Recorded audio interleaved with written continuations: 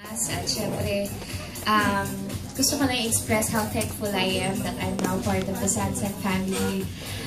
Aside po sa kanilang cosmetics, sa kanilang produkto na talagang bagay na bagay po sa Asian skin, talagang healthy on the skin kasi it has vitamins and antioxidants. So kahit everyday mo siyang gamitin, talagang ayos lang, healthy sa balat po natin. Aside from that, I love how the brand and this campaign encourages women, mga Pilipina, bata man, young adults, even the young at heart, di ba?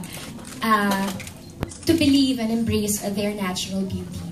Di ba? Kasi minsan tinatago natin yung natural beauty natin. Parang feeling natin mas magiging maganda tayo pagka kinupansin natin yung totoong features natin. Pero with Sansan, pinapaalala nila na believe in your own natural beauty, di ba? At syempre, mas magiging maganda pa tayo if we give it an effort na talagang maging presentable tayo, we look our best every day, kahit ano man ang trabaho natin, kahit hindi tayo nakaharap sa camera. Ako po, artista ako, pero importante pala na I still look presentable kahit off-cam.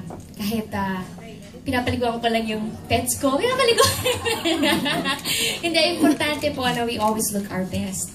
Diba? At yan ang motto ng Sansan. Simple, beautiful, everyday. So, Sarah is really beautiful inside and out. Also, you're proving that by saying that. At kayo din po. Okay, so Sarah, tell us, I mean, you're one of the top endorsers of the generation now. But how did you feel when you found out that magiging endorser ka ng Sansan Cosmetics? To be honest, nadagdagan po ang self-esteem ko.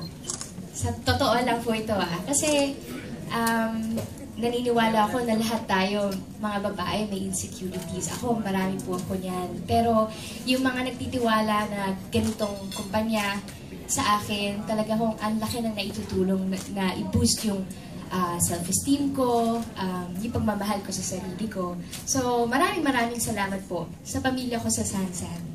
Thank you for the inspiration. Sarah, we